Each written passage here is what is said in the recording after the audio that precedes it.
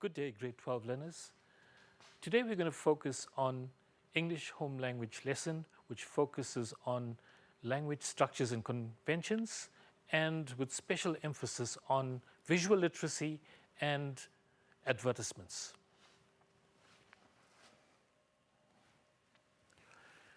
Before I go on to the actual lesson, I'm going to take you through the requirements for English Home Language Paper 1. And it's structured as follows. If you look at it, in Paper 1 examination, you need to answer questions from 3 sections. Firstly, Section A. Section A deals with what we call comprehension for 30 marks. Section B deals with the summary for 10 marks. Section C deals with language and context for 30 marks. It is in this section that you will find the section on advertisements and visual literacy will appear, in addition to another section called cartoon analysis, which we will not be focusing on today.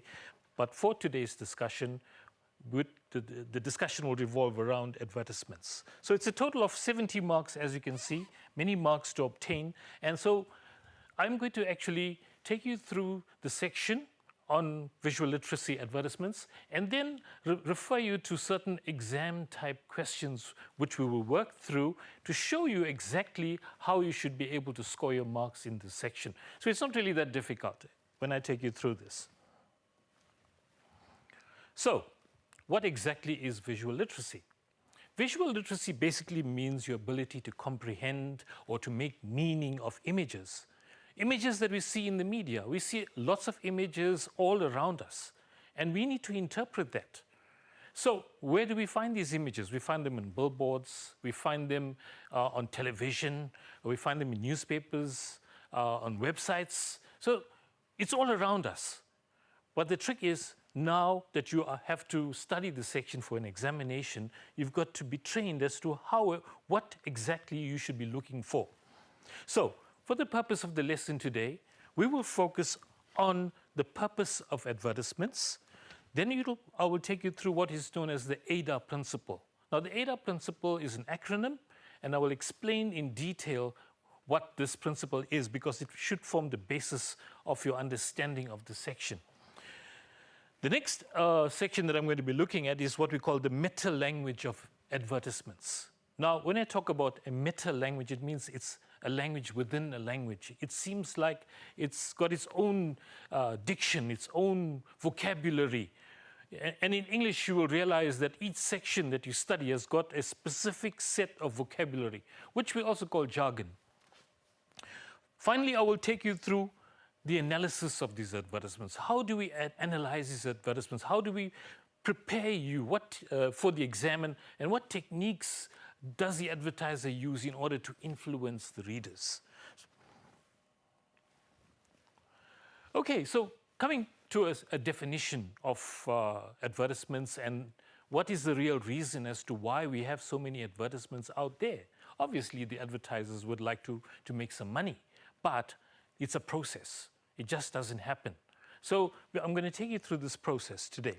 So advertising is a message designed to promote a product or service via the media, usually by emotive and persuasive means. So here I'm looking at 2 very important words, emotive and persuasive. So it's just not ordinary, everyday language in all cases.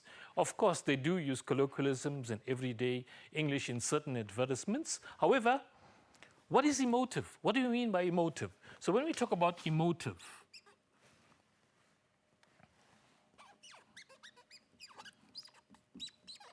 it comes from the word emotions. And that refers to your feelings. So, advertisers would now appeal to your feelings. How do you feel it at a certain point in time? You may feel like you need something. What do you need? If you are unwell, of course, you'll be looking at medication, right? If you're looking to be successful in life, what do you need? Of course, you need to be studying, so you'll have certain institutions that will be advertising their services to you. So advertising is not only about products, it's about services as well. And when we talk about persuasive, what do we mean by persuasive? Because that's a key word here. So the word persuasive comes from the word to persuade. So when you talk about persuading someone, it means to influence, to have an influence over someone. So when you have an influence over someone, it means that you are now winning them over in terms of what you are selling. You are selling a product or you are selling a service. So emotive means, again, using one's emotions, as I've indicated, and persuasive means to try to make someone do or believe something by convincing or influencing them. Now, as learners in school, very often you found yourself in situations where you need to persuade someone to do something that you wanted them to do. Think about all the techniques that you used in order to get them to do what you wanted them to do. Now, at this point in time, when there is a worldwide pandemic, the coronavirus pandemic or COVID-19, we find a lot of advertisements on television. And these advertisements would encourage people to stay at home. So of course, it's informative, it's necessary, and it's persuasive as well. So that is an example of persuasive language. It could also be when political parties want votes in an election. So they will have a lot of advertisements advertising what they can do for their country. As well as when you buy a product, there are many advertisements for products as well.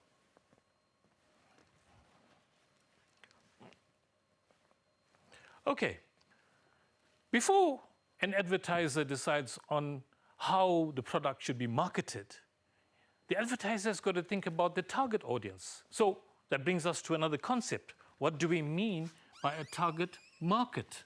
A target market basically deals with a specific group of people that an advertisement would be geared towards.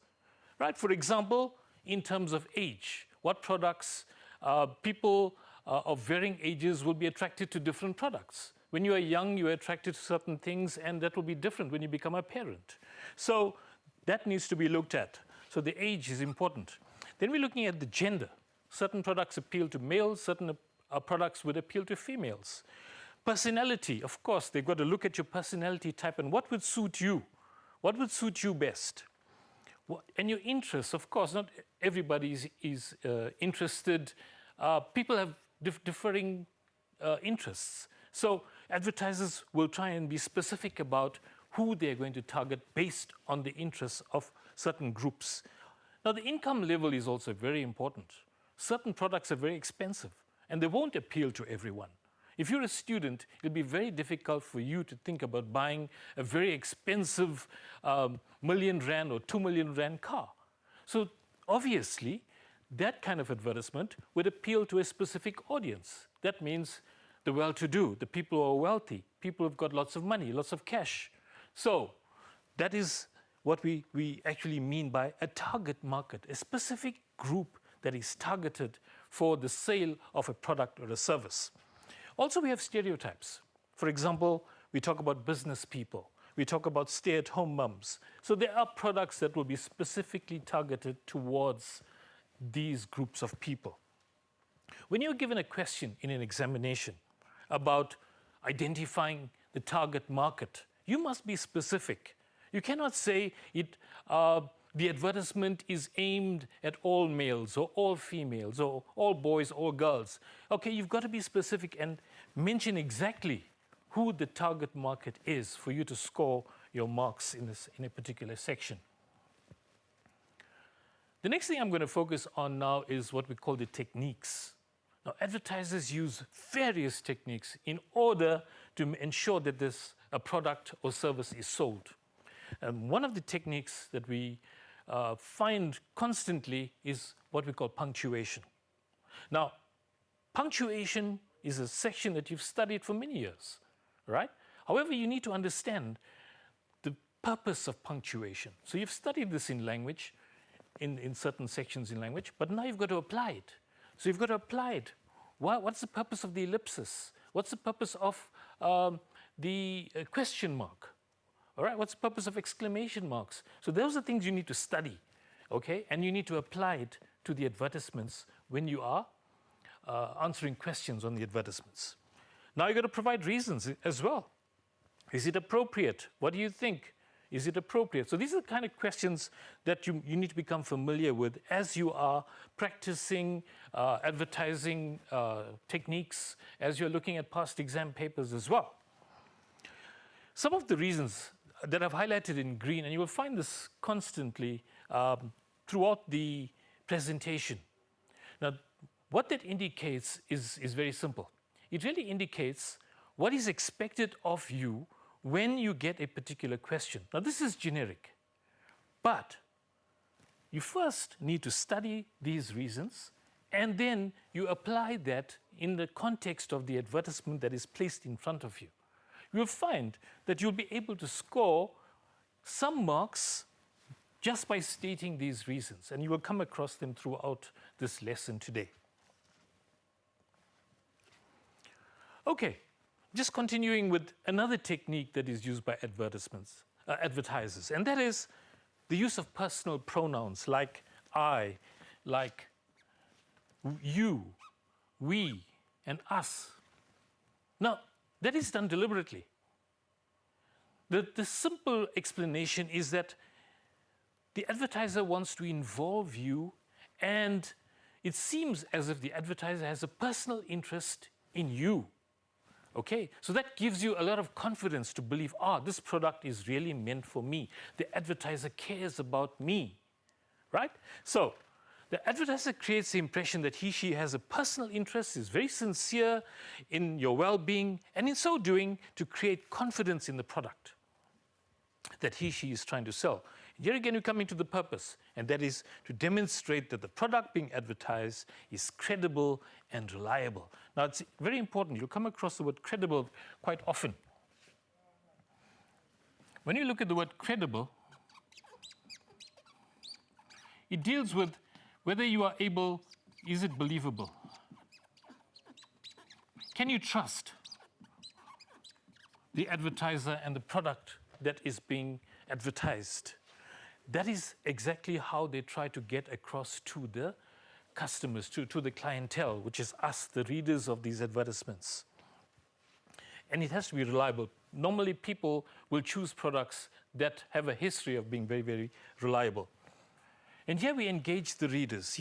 The advertiser engages. He wants us to participate, shows a shared concern, and treats us as if we are comrades or friends.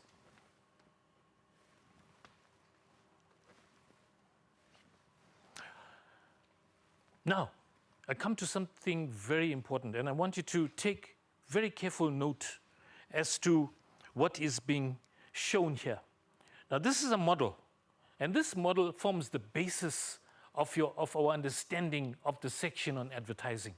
If we can master this, we'll be able to explain this in great detail and apply it to the advertising questions that you get in an examination.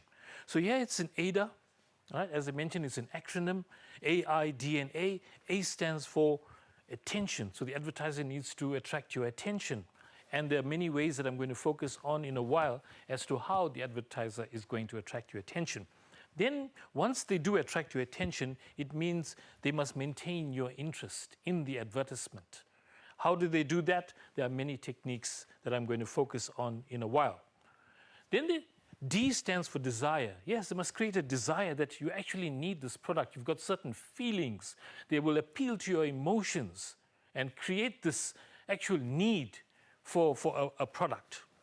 And the final aspect is what we call action. Yes, action. What action are we talking about? Definitely, they want you to purchase the product or the service. Now, this here illustrates exactly what you need to focus on, okay, in your study of the advertising techniques. This is the AIDA principle, and I've summarized the most important parts, the most important points that you need to remember when you are studying. Please remember that English home language is a subject that you need to study. You need to focus on studying as you would study other subjects. It's not just very simple that you can listen and remember and write an exam. That's not the way it works.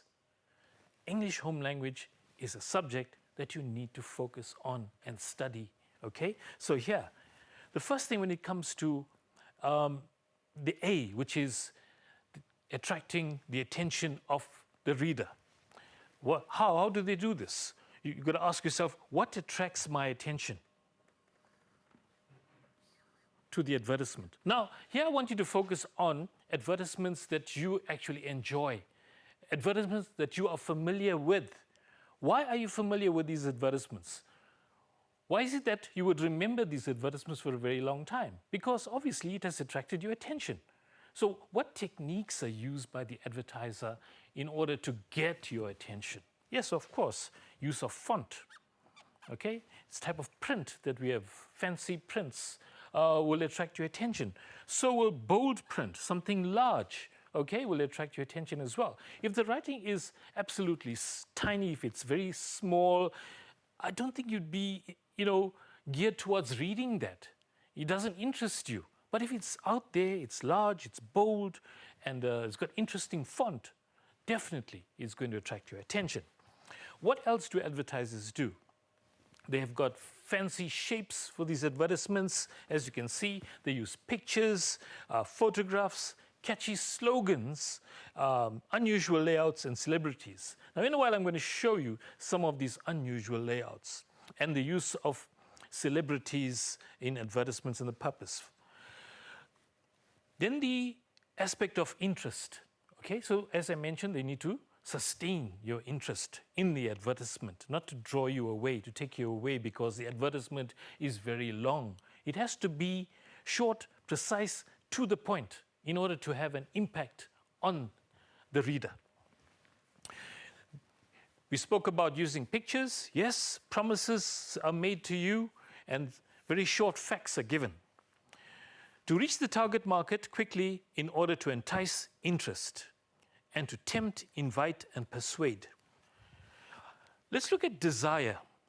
Advertisers need to create a desire. That means to show you that you actually need something which you didn't really think about previously. But now, because of the language that they use in the advertisements, it is able to entice you. And once you are interested in something, the potential is that you might buy the product. There we go. So you need to persuade people that they need the product. The choice of words is very important. We're looking at the diction. Definitely, very skillfully used terminology.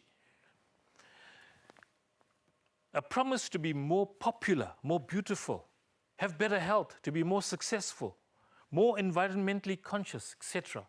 So we all have these desires, and these are the appeals that are made to the consumers. The call to action is very simple. What action do they require? The action is for you to purchase the product or service. And this is the expected action that we're talking about. The advertisement encourages a call to action to obtain the product or to use the service. You must know where to purchase it, of course. It's no use advertising a product, and if you don't have the contact details of where you can get it, or the website is not clear, right? So those are the details that's absolutely important. And then they will add in some very, very interesting phrases like special offer or giveaways, a limited number. All that is to entice you in order to purchase the product.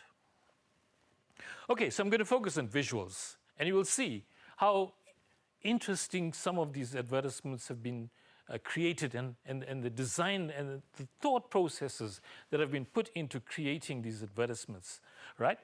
Because remember, there are many products on the market. And advertisers have to be a cut above the rest in order to appeal to people to purchase a product. So what do? They've got to be innovative. I think that's an interesting word when it comes to advertisements.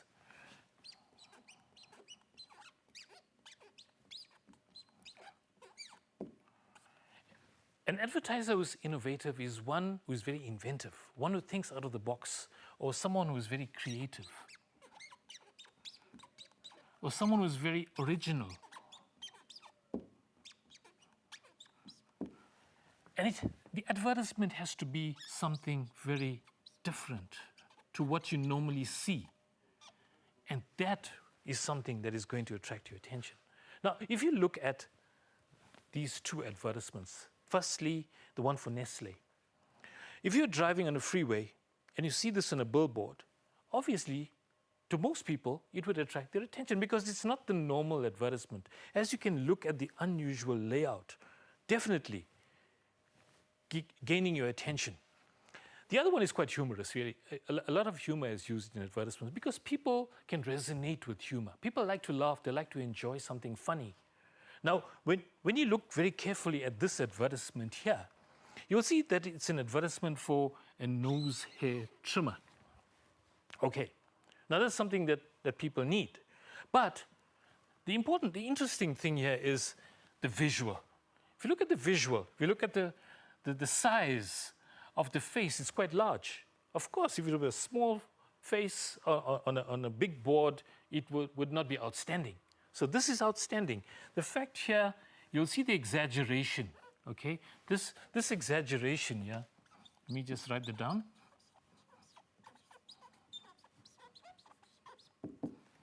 The exaggeration of the length of the hair from his nostrils would definitely stimulate some humor in someone who's taking a look at the advertisement.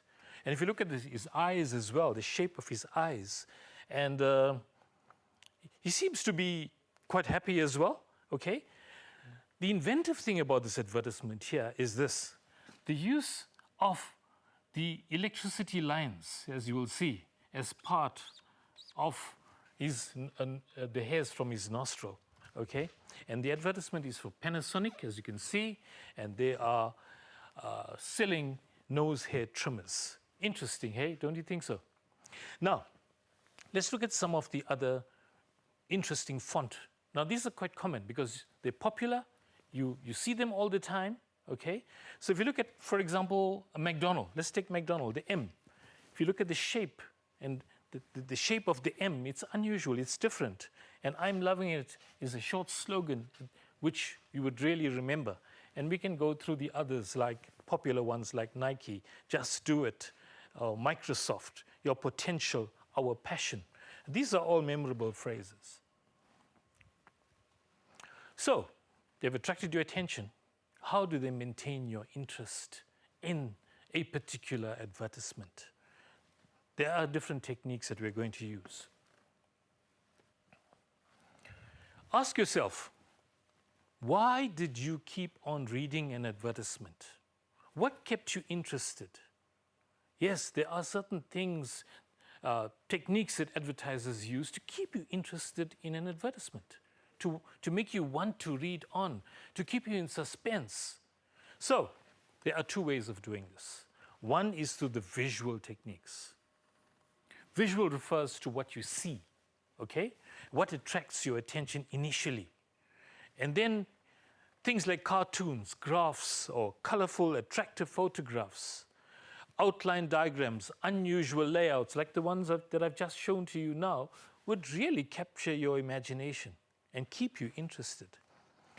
In an examination, you could be asked a question as to what is the purpose of the visual techniques in the advertisement. Identify and explain or comment on the visual techniques used by the advertiser. And you could actually state some of these, not all, but you can select. So it is to convince, to manipulate, to persuade, to highlight, and makes it easier to understand. Or you could say it evokes an emotive response, or it adds credibility, validity, and authenticity. Now, these are important words. Credibility, we've spoken about validity and authenticity. When you talk about validity,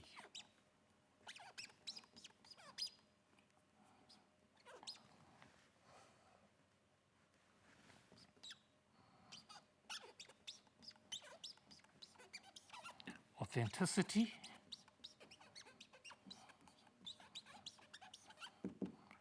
so the word validity comes from the word valid. What does valid mean? Can it be proven? Is it valid? Is it true? Can you believe it? Is it believable? Okay. Is it true? Is it believable? Is it trustworthy?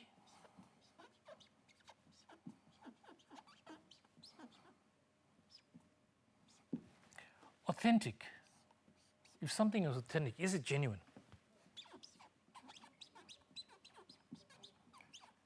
Is it real? So these are the questions you've got to ask yourself when it comes to the type of terminology that we are going to use when we answer questions, right? Validity, credibility, authenticity. And please understand the meanings of these terms so you'll be able to use them when you're answering questions on visual techniques.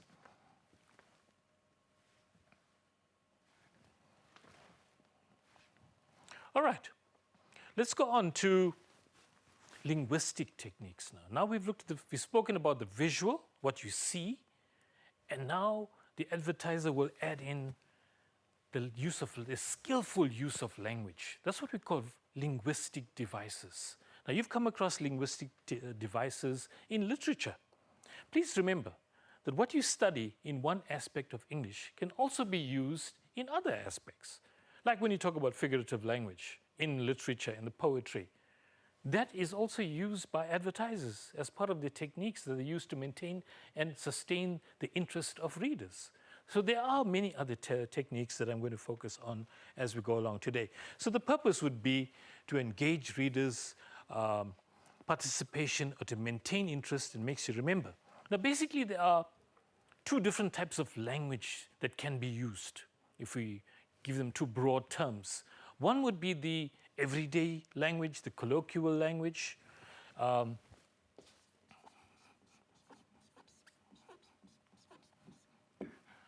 So the colloquial language basically refers to the language that we use on a daily basis. It is informal, okay?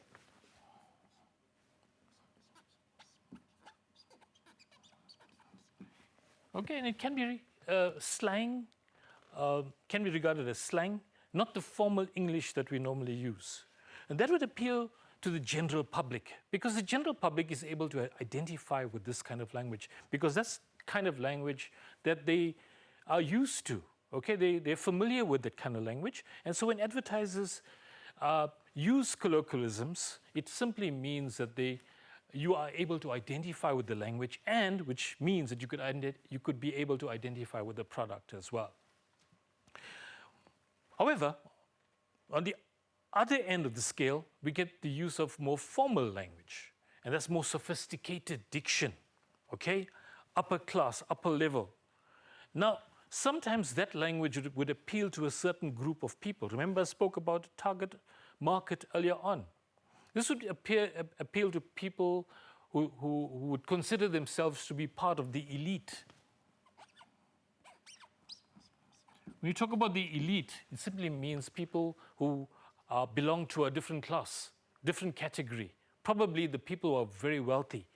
So they would be able to purchase certain products that, the general public would not be able to purchase. So the language would be sophisticated. The language would be more formal, okay, because your target market is different.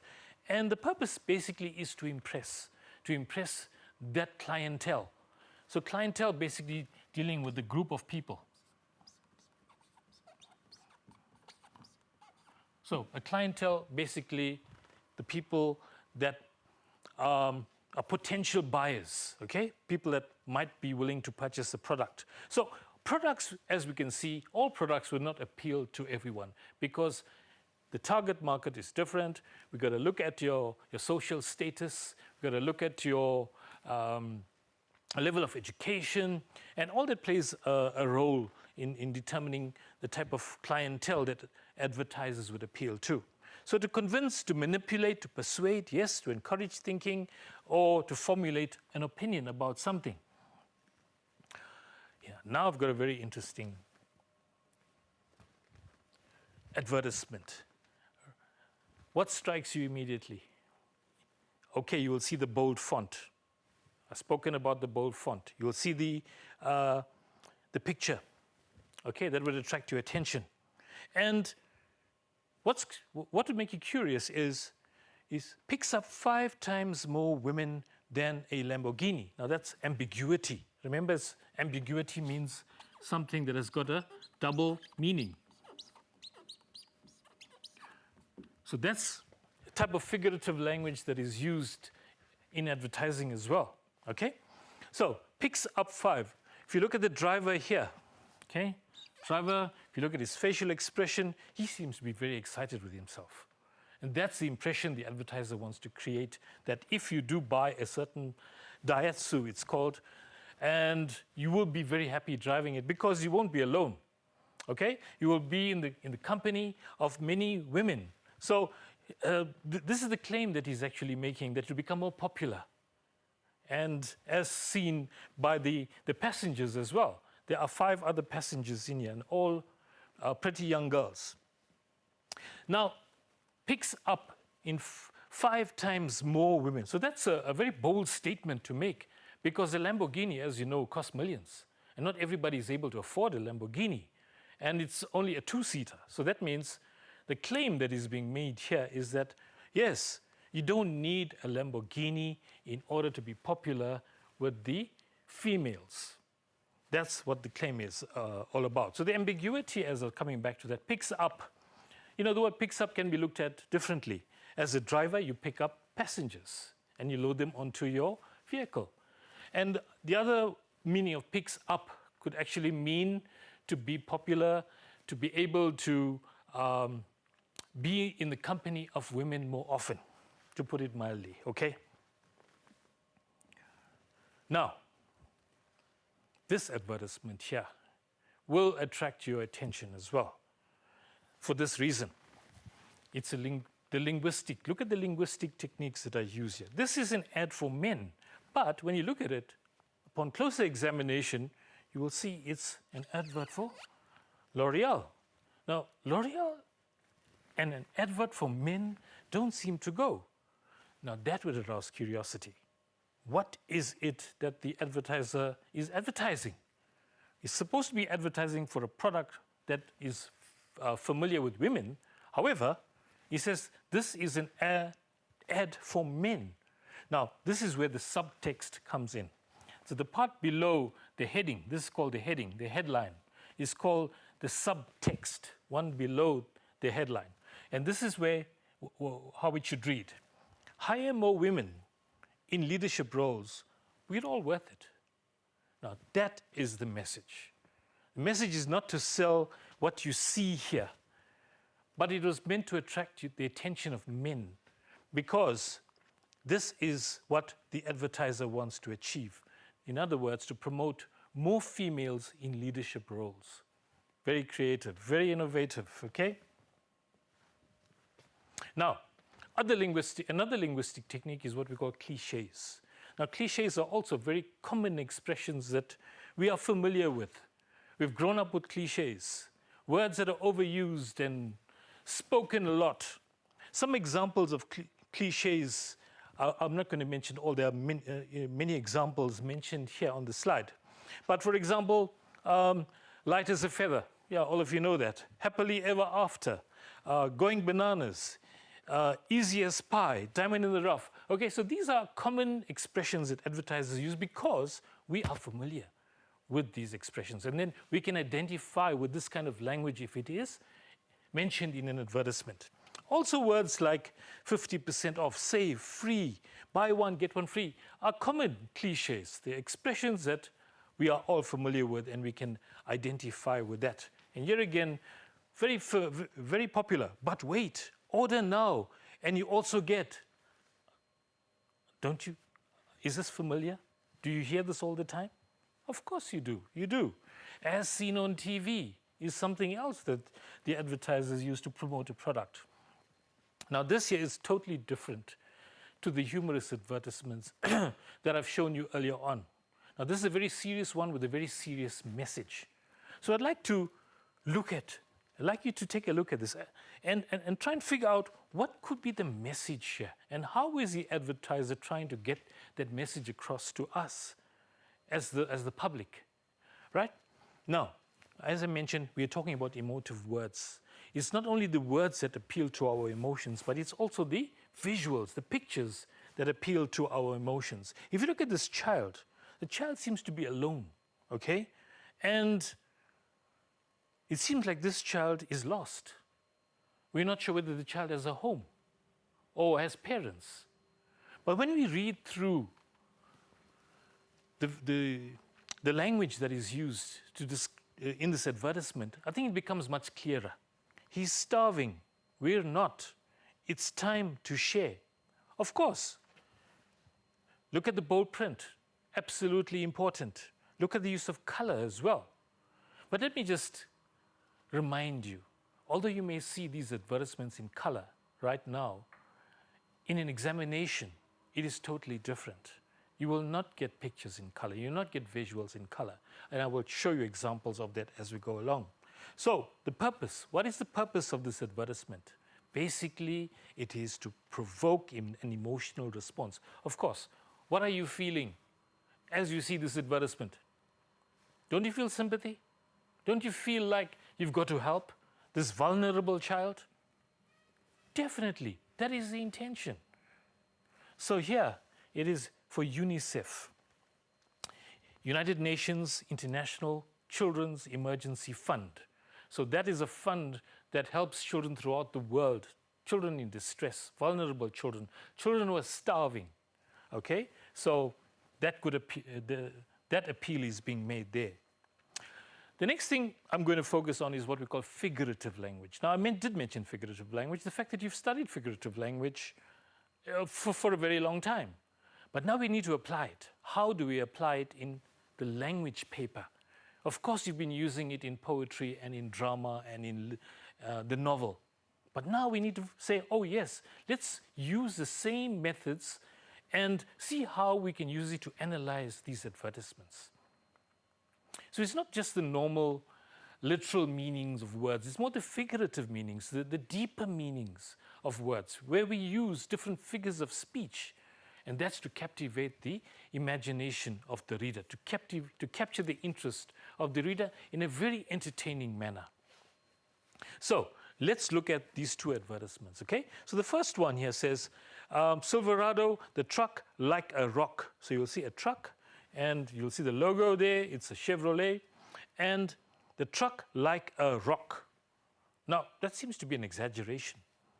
And when you get figures of speech based on exaggeration such as this, we basically call that a hyperbole.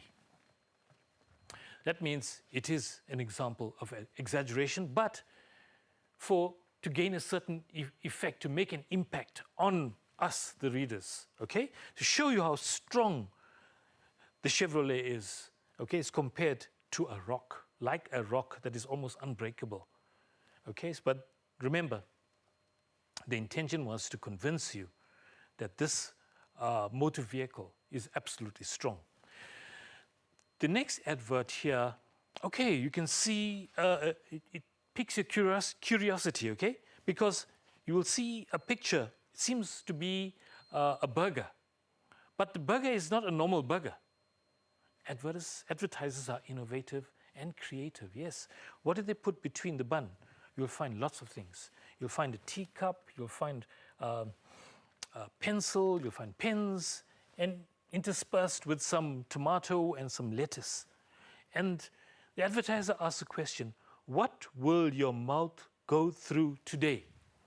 So it's not an advertisement for food, definitely not. So when you look at the product here, it's for a mouthwash called Listerine. So that there is very skillful as well. So it's very entertaining as well, and it captures the attention of the reader.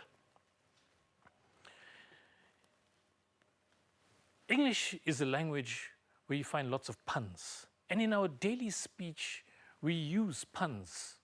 Advertisers as well use a lot of puns. What is a pun? So pun basically is a very clever, witty play on words, where words are used within a sentence to convey another meaning. So you mention a word, but it sounds similar to another word that you intended.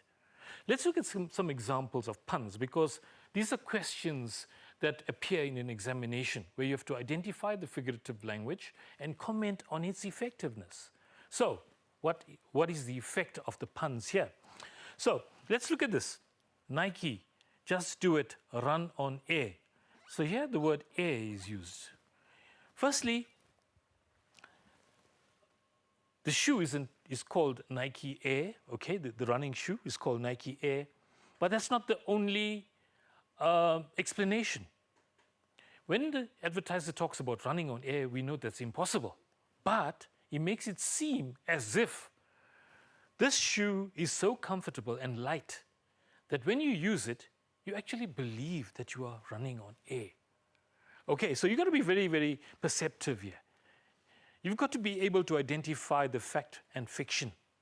This is why we study this section in such great detail, that we are all not influenced all the time. Then we would really run out of money. We wouldn't be able to buy all the products that are out there. So we must be prudent, we must be wise, we must be careful, okay, about advertisements. So when we learn to analyze them in this manner, we look at the intention of the advertiser. Now here again, here's another one. It's called Lord of the Fries, F-R-I-E-S. Now, that there is also a word that sounds similar to another word, and it's the title of a novel called Lord of the Flies. So this is an advertisement for potato chips, okay? So this is a store that sells it, but very interesting use of the name, Lord of the Fries. And one more here, we beg to differ, comes from a very popular saying. We beg to differ. When we disagree with people, we say we beg to differ. I beg to differ with you. But the advertiser has very skillfully used the word beg because he's talking about a bakery, okay, where certain tasty treats are sold. Okay, so there are many techniques that I've mentioned so far. Hopefully you are remembering, hopefully you are writing down these points so that you'll be able to remember them in an examination, okay? Hope you are following as well. So, as I did mention, there are many, many linguistic techniques that are used, and you need to keep track of these techniques as we go along. Now, jingles, catchy songs, and rhyme. Now, these you normally find where there's sound, okay, on television, or at the cinema, where there's advertisements. You can hear lots of jingles, songs that you can identify with that are used in advertisements, and lots of rhyme. Rhyme is quite popular. Here's an example. Beans means Heinz, okay? Very careful. If you look at the layout as well, unusual layout, very skillfully used, okay? To show rhyme, because rhyme makes you remember. The more you say it, the more you remember. So that there seems to have like a hypnotic effect on you. Now, birds of a feather flock together. Feather, together, rhyme, okay? We are more likely to believe a message when it's put in the form of a rhyme, and we get drawn in, and we can interact with the message of the advertiser because it's familiar to us. Two other techniques are mentioned here. One is rhetorical questions, and the other is repetition. Now, you've heard rhetorical questions many a times in your lives, especially in schools. When you are late to class and the teacher asks you, "Are you late again?" Do you respond? No, there's no need to respond because the question did not require an answer. You were late. That is it. Or, did you fail the test again? Now, that also doesn't require an answer. So it's a rhetorical question. Why do advertisers use rhetorical questions in the advertisements? Very simply, the purpose is for dramatic effect, to stress a point, not to get an answer, to highlight something, to make it clear to the reader. Are you safe in your home at night? Is the first line from an advertisement. Oh, you wonder, yes, maybe I'm not so safe in life. So what are they advertising for? What do you think? Of course, it's for a security company or for a burglar alarm company, but it shocks you at the beginning. Are you safe in your home at night? That's a rhetorical question. Also, do you have enough money saved for your retirement? Very often we get these questions. And you know for sure, okay, you're still young right now, but as time goes on, will you have enough money for your retirement? Then we look at repetition. Things are repeated in advertisements. Why are they repeated? Because it emphasizes or it highlights a point. To convince, to manipulate, and to persuade the reader. A possible exam question here would be, is it appropriate? Is it suitable? Is it effective?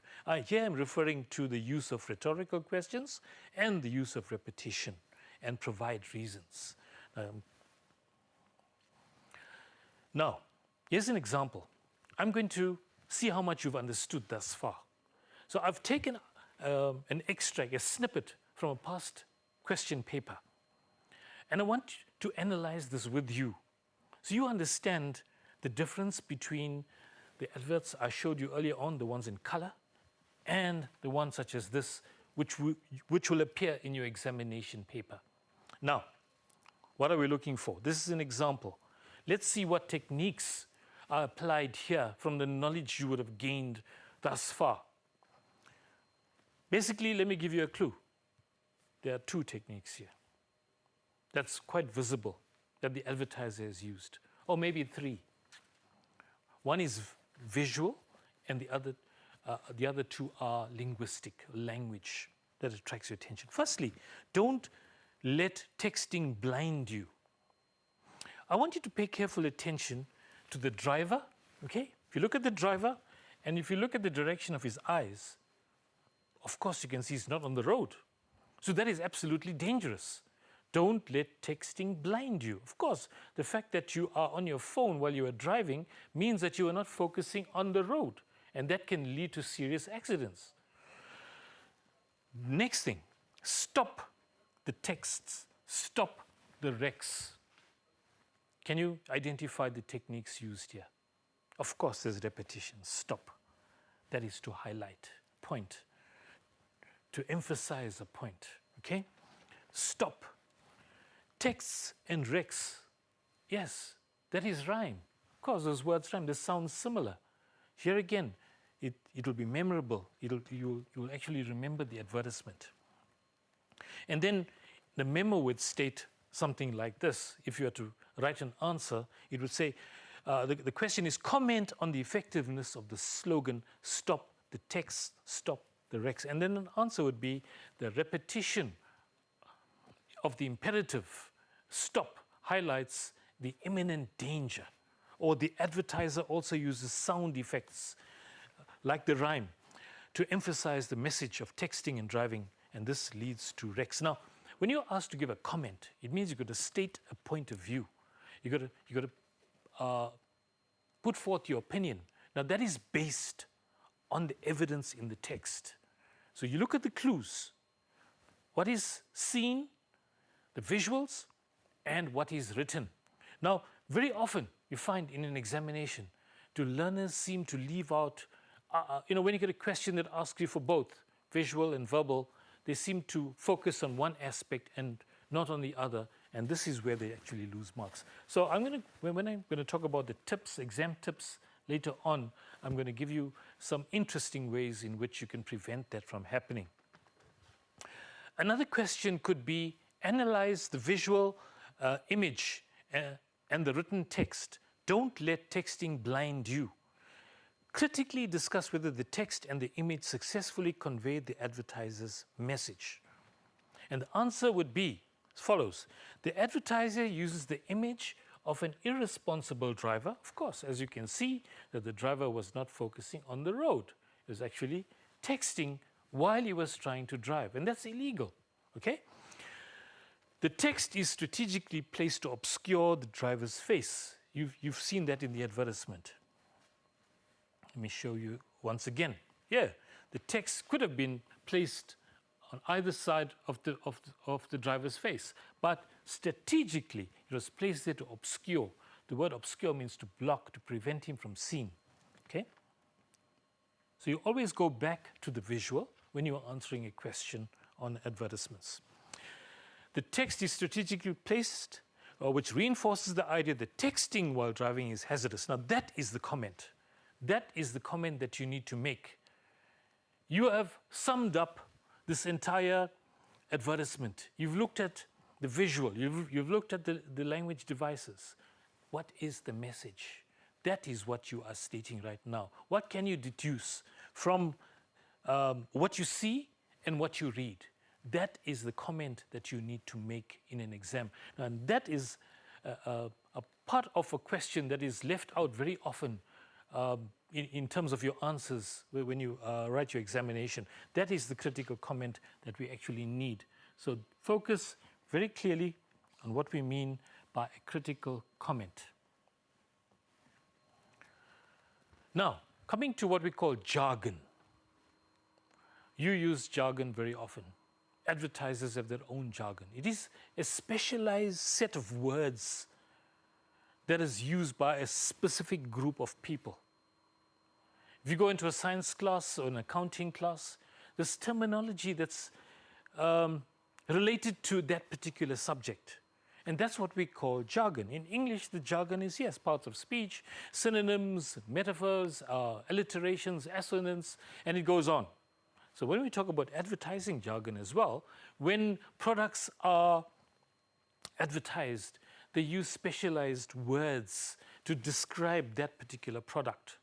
Like if you're talking about cell phones, there'll be special words that'll be specialized vocabulary that's used to describe the cell phone. They'll talk about the size of the cell phone. They'll talk about the memory, the RAM, okay? And that also deals with computers. So that's specialized terminology. So jargon refers to special words used by a specific group of people. Yes, you are part of that group of people that uses jargon. So learn the term, jargon, and when it does appear in an examination, identify this linguistic device and comment on it. That's how you will be assured of getting the answer correct. So it's specialized vocabulary associated with a particular activity, profession or group of people, and is often full of technical terms that are unlikely to be understood by those unfamiliar with the activity. Now, another technique that is used by advertisers is what we call anecdotes or personal testimonies. When you look at the word anecdote, an anecdote is more of a narration of a story, of something that happened to someone. When you are relating something that happened to you to someone else. Now you find this quite often when satisfied customers tell you that they actually enjoyed buying the product and what value it has been to them. Now, when you get these anecdotes and personal testimonies, I'll give you examples here of two examples. One says, I am on my feet 9 to 10 hours daily and my body doesn't ache at the end of the day. This is from Jazzy in Wisconsin. I've had my shape-ups about a month and I already feel a difference in the way my jeans fit. Lisa from Missouri. And the question you are asked is, account for the inclusion of personal testimonies in the advertisement. Now, how would you feel when you hear other people have bought a certain product that you were interested in and they're very happy about it? Wouldn't that give you some encouragement? Wouldn't that inspire you? Wouldn't that influence or persuade you?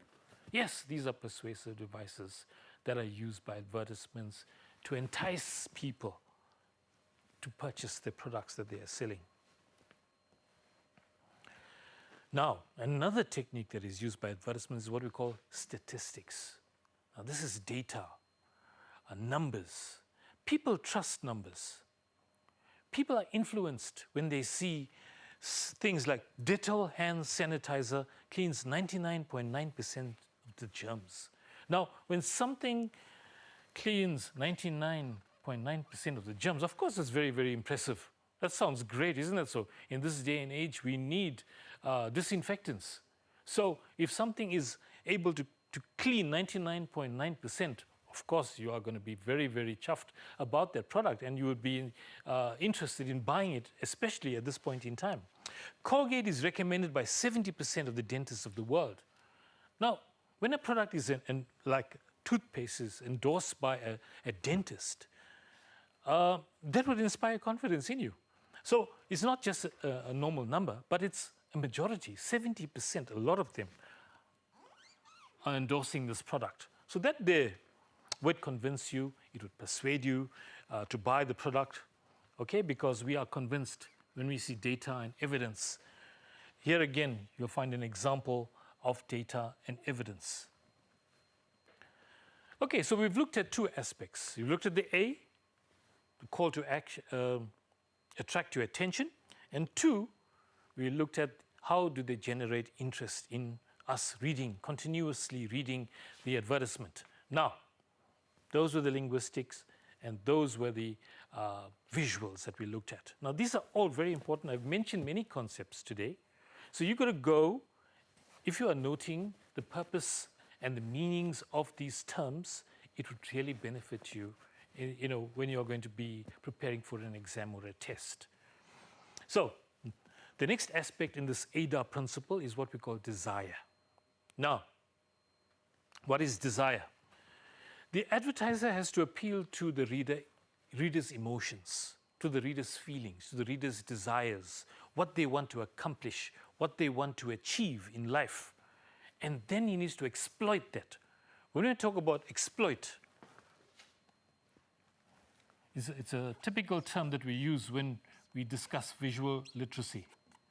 It means to make use of, to make use of something. So when he can exploit that in you, he knows what you need, and then tries to advertise these products to suit that particular target market. For example, here, I'm giving you two advertisements. Let's look at what desires this would actually appeal to. So that's also another kind of question that you get when answering questions on the advertisement. So it creates an emotional appeal that subtly convinces the audience that the item being promoted will make a difference in their lives by either making them happy, giving them status, satisfying a desire, or providing security. Now, we all have some of these needs. We all have some of these desires.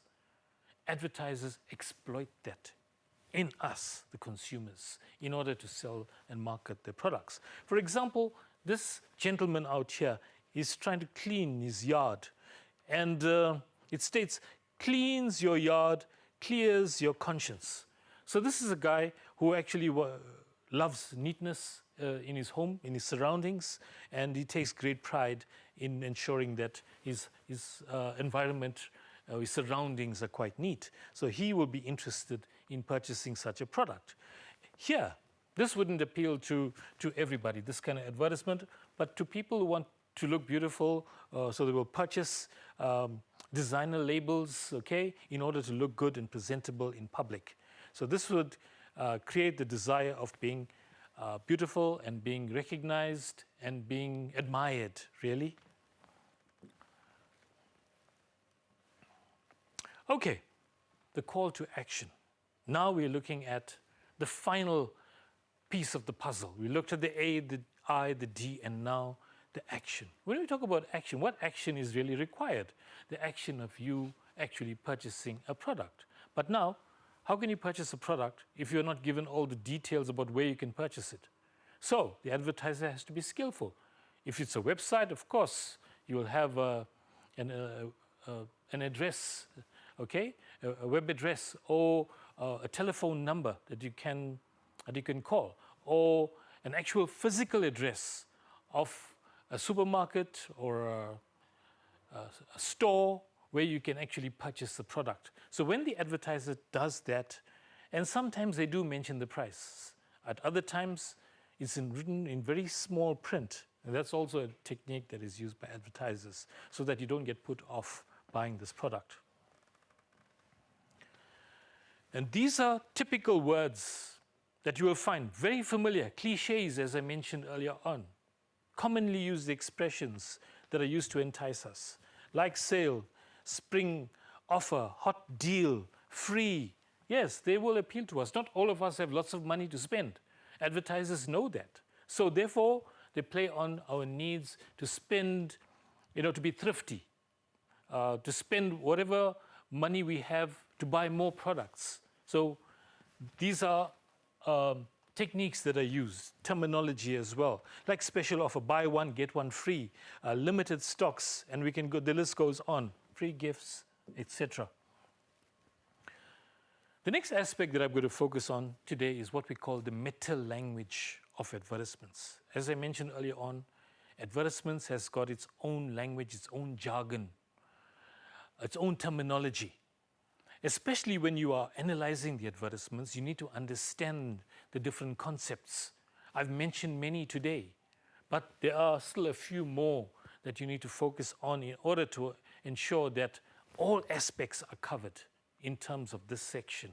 So when you go out there to write your examination, you'll be armed with all the necessary diction, the necessary vocabulary, the necessary techniques that you would need in order to do very well in this section. So words like image, headline, supporting text, logo, slogan. Now I'm going to focus more on the logo and the slogan. Sometimes people confuse this. All right? So I'm going to give you a visual, and you will actually see how easy it is to identify a logo and a slogan and a brand name as well. So let's look at it. Very colorful, hey? Isn't it bright and attractive? Doesn't it attract your attention? Of course. These are persuasive techniques that I am using today to get your attention. Now, Nike. So if you see Nike, the name of the product, that is the name of the product. Okay, Nike. The tick is what we call the logo, and just do it is the slogan. So there, you can work out the rest for yourself. Nike, the name, okay, of the product. The design is what we call the logo, and just do it is the slogan. And we can go to BMW, Adidas, McDonald's, and a whole range of brands here. But it's similar. So you need to work through these examples here in order to identify the three things that are crucial, okay? And so not to be confused. So as I said, we look at the brand name, we look at the logo, and look at the slogan, and know how they are used in advertisements and what's the purpose of them. Font is very important. I did mention font earlier on. I've also spoken about the layout, about how advertisers need to be creative, innovative, okay, and have unusual layouts of advertisements, of visuals as well, in order to attract your attention. The focal point. What do I mean by the focal point? It means where your eyes focus on in an advertisement. What draws your attention to that? Is it a picture, a large picture?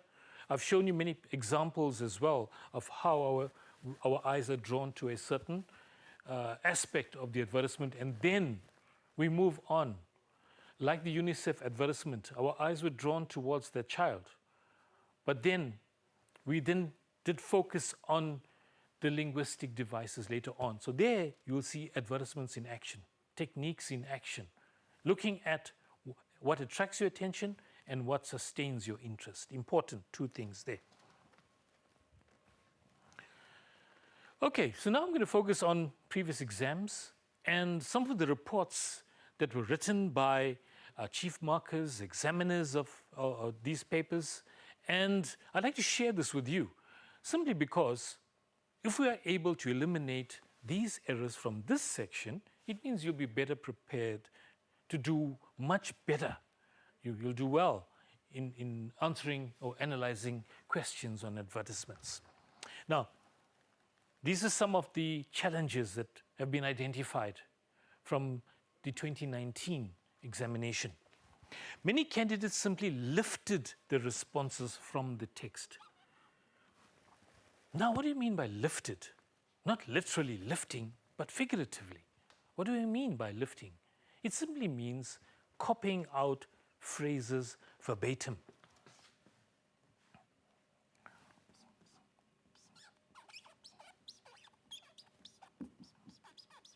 Verbatim simply means word for word. In other words, you did not rephrase. The learners did not rephrase what has been written in their own words. Okay? So that's exactly what you need to do. You don't copy out chunks and extracts from the text and present it as your answer. You're not going to get credit for it. Definitely not. So you need to ensure that you summarize the main points and rephrase it into your own words. And that's exactly what you need to do. So then there's no need for you to be lifting from a text. Many candidates found the identification and explanation of tone to be challenging. The word tone. Okay, so in the previous exam paper, learners were not able to identify tone. Now, tone refers to the attitude that someone presents to you by the type of words that are used. Now, tone is easy to identify when you're spoken to because it's your tone of voice. If someone is very angry or very upset or very sad or very excited, you can hear it in their tone of voice. But when it comes to advertisements, you cannot really identify that easily. So you've got to look at the words and look at the context in which these words are spoken. So that tells you how the messages come out, how the messages come across. So tone words are something that's very essential for you to remember and to revise. While many candidates were able to identify the technique, they were unable to give an in-depth critical discussion. I mentioned earlier on, absolutely important. Critical discussion. Yes, where you weigh the pros and the cons, looking at an advertisement and then coming up with a judgment, okay, based on what you see and presenting an opinion. All right? Candidates found linking the visual to the claims made by the advertiser problematic, and this affected the quality of their responses. Yes, I've gone into great detail about linking the visual, what you see, and the verbal or the linguistic devices, and see how they blend and present a type of meaning. Now, I'm going to provide you with some tips. A few tips here that you could use when you are analyzing questions on advertising. Firstly, study advertising skills, techniques, and the terminology. I've gone through this in great detail during this lesson. So that's what you need to now try and read and remember. Find ways of remembering and try and link it to the advertisements in past exam papers. That's my second bullet, using past exam papers as practice exercises. Now you'll find, on the website, you'll find a lot of past exam papers. You'll even find memos. But what is important is not for you to just read through the memos without understanding them. The important trick is to see how an answer has been derived. Not just looking at the answer, but the manner in which an answer has been formulated. Once you can do that, you'll see that a pattern emerges, and examiners are looking for certain answers as well. So that's something that you could look into. Deconstruct questions. Yeah, questions can be very long and could be asking you for many things. But if you don't simplify this, don't break up the questions into its different elements, you'll not be able to answer the question entirely. So here again, underline or highlight key words or phrases. Yeah, like I'm underlining. Or you highlight key words or phrases. Remember that the question paper belongs to you. You are allowed to write on that question paper because it's yours. You are allowed to highlight as well. So please do that. Highlight the key question words. Highlight the important things that you need to focus on when you are answering the question. Okay, let's look at another advertisement. From an exam paper again, as you can see, question 3, it's always question 3, analyzing advertisements, study the advertisement, text D, below and answer the question set. So, you'll see a kitten, okay, and with the name of the, with the logo there, you will see it's a paw, it's a paw, and also a cat's paw and a human hand that's over it, okay? And the name of this product is Adopt, basically telling you that there's a need for human beings to adopt animals.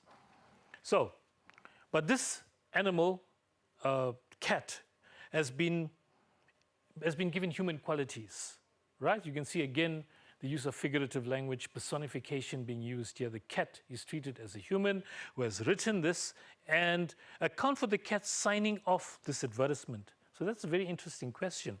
Take note of the question word account. Yes, as I mentioned just now, you need to highlight or you need to underline the important words. What is the meaning of account? What do you need to do? Of course, you've got to give a reason. You've got to give an explanation. You've got to substantiate. Okay? So those are the key words that you would identify with the word account. Here you need to make reference to the date the cat was adopted and give a reason why this date is important or significant. And the answer that is given is the date indicates the significance of the day that the cat was adopted. This indicates that the problem of the cat's abandonment has been resolved by its adoption. So this is a success story, and this is the message the advertiser wants to give. Here again, talking about deconstructing, breaking down a question into its different components. And that's how you'll be able to ensure that you answer every aspect of what the examiner is asking you to do. All right? Sometimes you do forget. You answer one part of the question and you forget that there's another part as well. That is how learners lose marks. Okay? So avoid that. In your view, underline, as I mentioned just now. What is in your view? Of course, you're giving an opinion. So what do you think? What do you think? Does the image of the cat, the picture, the image is the picture, of course. The cat reinforce its words. Now, this seems to be quite a popular question, very familiar. Speaking about, here again, once again, about the visual, the picture, the image, and the verbal, the linguistics. So I think you need to actually practice answering this type of question because it seems to be quite popular. Motivate your response. Give an explanation as to why. Give a reason, okay, as to why you think that the image of the cat reinforces its words. So justify a response. Answer, yes, the cat's expression. Remember, this can be a yes or no answer. You can either agree or you can disagree, but the important thing is for you to justify your response. That means substantiate, support it with evidence. If you can do that, then you'll be able to score full marks. Remember, you don't get a mark if you just say yes or no. Yes or no. Okay? Answer, the cat's expression, eye contact, and head-tilt visual evokes sympathy, which supports the advertiser's message, verbal, and that animals need human beings to adopt them. Okay? So those are just a few examples of questions that you could actually get in an examination. There's a few more here that we have. If you refer to past question papers, you will see that you'll be able to gain sufficient practice when it comes to answering exam-type questions. With that, I'd like to thank you and just to wish you everything of the best in your studies. Although it might be difficult, it's not impossible. Okay? You can still succeed. Just focus on being very prudent in the way in which you organize your time. Okay? Study time is valuable. Studying English, more valuable. Thank you very much.